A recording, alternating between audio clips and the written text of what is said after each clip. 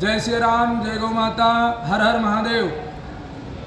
कल शाम से 3-4 मित्रों का फ़ोन आ चुका। उन्होंने कहा कि मुरारी बापू जी की पत्नी का 3 दिन पहले देहांत हो गया और मित्र और वो तो कथा करने काशी विश्वनाथ की नगरी में पहुंच गए। तो हमने कहा देखो करते हैं कुछ न निर्णय। जब हमसे पूछा गया तो विचार आया कि मुरारी बाबू जी इतने विद्वान होते हुए अंतर्राष्ट्रीय कथावाचक अभी राम जी प्रभु श्री राम की कथा करने के लिए काशी विश्वनाथ की नगरी में गए हैं। और विश्वनाथ की जो नगरी है वह नगरी अनाथ अनाथ दीनानाथ भगवान विश्वनाथ ऐसे हैं जो अनाथों के नाथ हों, वो हमारे भगवान विश्वनाथ हैं। लेकिन उनकी नगरी में जाकर के उन्होंने भगवान विश्वनाथ जी के दर्शन भी किया, जिससे कि वहाँ के लोगों को सहा नहीं गया, इतना देखा नहीं गया। अच्छी बात है, ऐसे लोगों का विद्रोह करना चाहिए, विरोध होना चाहिए कि आप इतने ज्येष्ठ श्रेष्ठ पद में बैठ करके इतना गलत निर्णय ले रहे हैं जो पूर्ण रूप से गलत है। इसलिए हमारा भी मानना यह है कि जिन प्रभु श्री राम की कथा करने आप जा रहे हैं वो प्रभु श्री राम ही रामो विग्रहवान धर्म।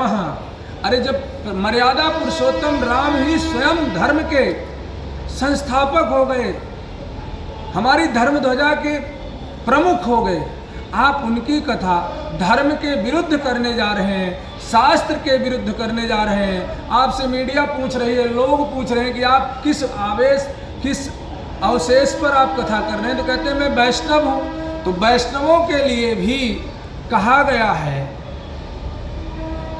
श्रुति स्मृति मयूवाग्ये यस्तुलंघ्य वर्तते आज्ञो छोदि मम द्रोही मद भक्तो न च वैष्णव।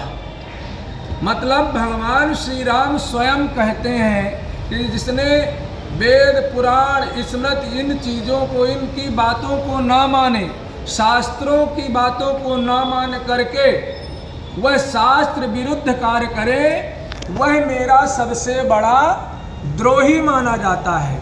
आप मुरारी बापू जी पता नहीं इस कलिकाल में क्या से क्या करने जा रहे हैं। कभी आप अल्लाह अकबर के नारे लगा देते हो मंच से, कभी कुछ भी बोल देते हो, कभी कुछ आ गया। और यहाँ तक कि मर्यादा पुरुषोत्तम राम तो धर्म का प्रतीक मानते हुए भी मनुस्मृति में कहा गया है कि यदि किसी के यहाँ मृतक सूतक हो जाए या जन्म का सूतक पातक इत्यादि लग जाए तो उसमें क्या कहते हैं, मनुस्मृति में कहा गया है जनने मरणे चैवा सूतिका शौचम विधीयते तत्रैर ना शुभम कार्यम ना चापी जप होम यो। अगर किसी के यहाँ जन्म मृत्यु सूतक पातक इत्यादि लग जाता है तो उसमें जप होम अनुष्ठान पूजन इत्यादि नहीं करना चाहिए। लेकिन आपके यहाँ मरना शौच हुआ है और आपकी धर्मपत्नी की मृत्यु हुई है, आप 3 दिन में किस अभाव पर अपना मृतक सूतक समाप्त कर लिए, हमारे तो समझ में नहीं है। आप तो हमारे स्तंभ हैं, आप हम लोगों से ज्येष्ठ श्रेष्ठ हैं, मैं आपसे प्रश्न करने योग्य नहीं हूँ।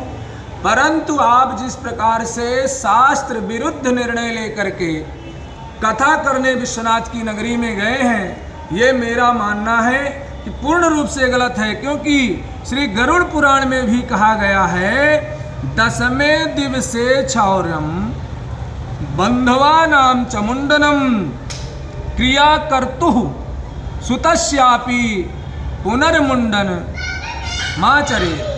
मतलब 10वें दिवस ही सभी को बंधु बांधव वर्गों को मुंडन करा करके सूतक की समाप्ति करना चाहिए। लेकिन आप 3रे दिन ही सूतक को समाप्त कर लिए, आपकी धर्मपत्नी जी की मृत्यु हुई है। और ये मेरे समझ में नहीं आया कि आप धन के लोभ में कथा करने गए कि शास्त्र को अपने ढंग से अलग तरीके से पेश करने चले गए। इसलिए जो हमारे काशी विश्वनाथ के भक्तों ने, वहाँ की जनता ने जो निर्णय लिया, आपका खुलकर जो विरोध कर रही है, मैं उनका बहुत समर्थन करता हूँ।